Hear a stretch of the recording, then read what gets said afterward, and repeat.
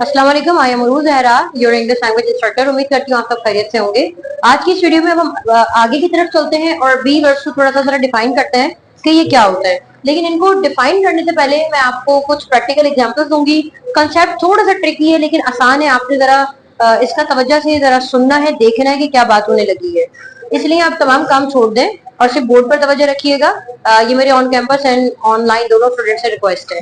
सबसे पहले हम बात करते हैं कि बी होता क्या है, लेकिन बी को अगर मैं समझाऊंगी, बी आपको इतना ज्यादा मतलब नहीं देगा, आपको with the help of context समझ आना चाहिए।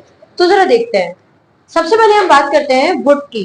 वुड का मतलब होता है इंग्लिश में कोई काम होगा, मुस्तकबिल की तरफ पेशन गोई कर रहा है। मैंने कहा मैं खुश होंगी, आई वुड बी हैप्पी या आई वुड बिकम हैप्पी। दरअसल होने के लिए इंग्लिश में वोकेबलरी मौजूद है बिकम या बी या गेट। तो बिकम और गेट दो वर्ब की फर्स्ट फॉर्म है। बिकम की सेकंड फॉर्म हो जाती है बिकेम और थर्ड फॉर्म हो जाती है बिकम। और गेट की सेकंड फॉर्म है गॉट और थर्ड फॉर्म भी गॉटन हो जाती है या गॉट हो जाती है। बात आके अटकती है हमारी बी वर्ब्स पर। ये बी वर्ब्स क्या करते हैं? अब मैंने कहा कि इसको मैं यहाँ ये भी कह सकती थी, I would get happy and I would become happy. आगे बढ़ते हैं। अब हमने बना लिया कोई sentence, for example I would become happy and I would get happy. तो यहाँ पर ये बात हमें समझ आ गई, I would get happy and I would become happy. छोड़ देते हैं अब इसको, आगे बढ़ते हैं बी वर्ब्स के साथ। अक्सर हम कहते हैं आई वुड बी हैप्पी, मतलब वही है, वर्ब की फर्स्ट फॉर्म है। किसी इंसान का खुश होना, उदास होना, नर्वस होना, बहादुर होना, डर जाना, ये सब बी के साथ मैं बात कर रही हूँ। गेट एंड बिकम के साथ हम ऑलरेडी देख चुके हैं कि अगर आप बताना चाहें तो become, became and become, second form got, get, got and gotten, या फिर इसको थर्ड फॉर्म भी गॉड ही एक्स्ट्रा लोग लगा देते हैं। अभी हम बात करने लगे हैं बी की। अब मैंने कहा आई वुड बी हैप्पी, मैं उदास होंगी, आई वुड बी सैड। आप खुश होंगे, यू वुड बी हैप्पी लगा लें, you would be excited. Be की बात हो रही है। शी वुड बी सक्सेसफुल, वो लड़की कामयाब होगी, ठीक है। शी वुड बी सक्सेसफुल, मैंने कहा वो लड़की कामयाब होगी। दरअसल वुड के साथ वर्ब की फर्स्ट फॉर्म कहती है कोई काम होगा। वुड को जरा थर्ड फॉर्म के साथ लेकर आते हैं कि ये क्या कहता है। वुड के साथ अगर हैव आ जाए तो इसके बाद आप पर लाजिम है कि वर्ब की थर्ड फॉर्म लगेगी। अगर मैंने आपसे कहा कि मैं दरवाजा खोलूंगी, I would open the door. Would have का मतलब आता है कोई काम कर चुकी होती, माजी की कोई ख्वाहिश है। मैं कह रही हूं कि मैं दरवाजा खोल चुकी होती, खोला नहीं है ना, मैं वहां पर थी, मैं ख्वाहिश बता रही हूँ।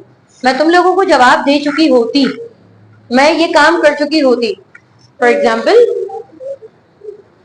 अगर मैं तुम्हारी जगह होती, तो इस जुमले को हम कैसे कहते हैं? If I were you. अगर तुम मेरी जगह होते, इफ यू वर मी। क्योंकि हमने कहा जब हम ख्वाहिश की बात करते हैं तो सिर्फ वर आता है।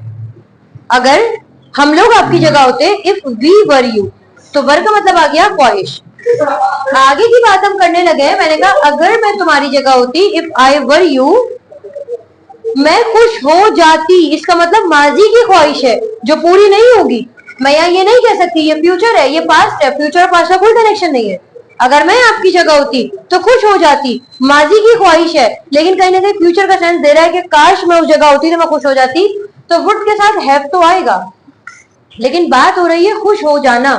तो जहां पर बी है, अगर मैं यहां पर बिकम लगाती, आई वुड बिकम हैप्पी, मैं खुश हो जाऊंगी, तो इसकी थर्ड फॉर्म भी क्या बन जाती? बिकम आ जाती, क्योंकि इत्तेफाक से बिकम की थर्ड फॉर्म बिकम ही है।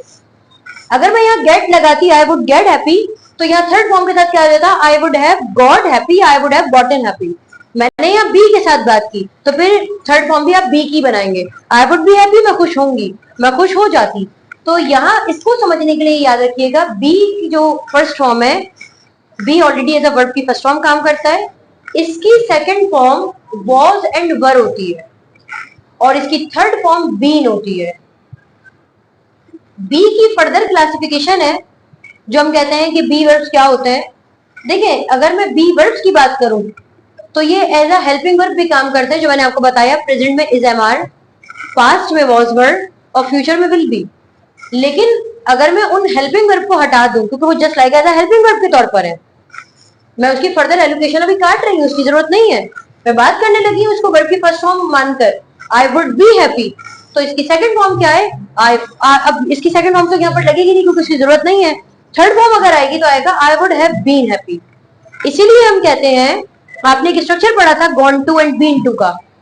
मेरी अम्मी मार्केट जा चुकी है, my mother has gone to market. वो जा चुकी है, उनका एक्शन है।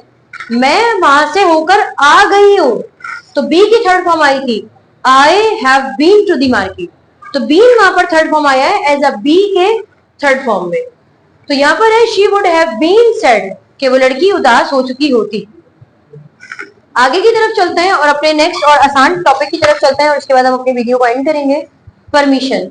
परमिशन को कहने के हमने स्कूल में जो तरीका देखा वो सिर्फ कैन हुआ करता था, लेकिन पूरी इंग्लिश में कैन करके परमिशन कहीं भी नहीं आती है। कैन करके परमिशन से उस इंसान के साथ आती है जहां पर आप बहुत ज्यादा क्लोज हो और वो क्लोज आपके बहन भाई भी नहीं होते। आप अपने बहन भाइयों से भी एक रिस्पेक्ट से बात करते तो वो भी आपके कैन की परमिशन में नहीं आएंगे। कैन सिर्फ एक बहुत ही करीबी दोस्त के साथ आप लगा सकते हैं। Can I talk with you, can I use your cell phone, can I discuss something with you. अपने से बड़े से, अपने से छोटे से आप कैन में बात नहीं करते। परमिशन का ये बहुत ही लेस फॉर्मल तरीका है। तो आपने क्या करना होता है, या तो मे में परमिशन लगाएंगे या कुड में। May I talk with you, may I drink water, may I go somewhere else, बिल्कुल ऐसे ही है। Could I talk with you, can I discuss something with you, could I use your cell phone. Could और में चाहे छोटा हो चाहे बड़ा हो हर इंसान के साथ परमिशन में आता है। कैन सिर्फ बहुत ही करीब के इंसान के साथ आप लगा सकते हैं। इसके बाद आखिर में चलते हैं डिमॉन्स्ट्रेटिव एडजेक्टिव की तरफ। ये टॉपिक है this, that, these and those. जब मैं किसी चीज की तरफ इशारा कर रही हूँ कि ये चीज एक सिंगुलर है और करीब है, this is a cell phone. अब यही चीज दूर चली गई है तो मैंने कहना है that is a cell phone. These आ जाएगा, करीब में काफी सारी प्लूरल चीजों के लिए मैंने कहा ये सेल फोन्स हैं, दीज आर सेल फोन्स, वो सेल फोन्स हैं, दोज आर सेल फोन्स। उम्मीद करती हूँ आपको यहाँ तक सवाल समझ आया है, ये कंसेप्ट समझ आया है। अगर आपको कुछ सवाल तो कमेंट सेक्शन में पूछ सकते हैं। इसके साथ ही मुझे इजाजत दीजिए, आपसे फिर मुलाकात होगी एक नई वीडियो में। अपना ख्याल रखिएगा। अल्लाह हाफ़िज़।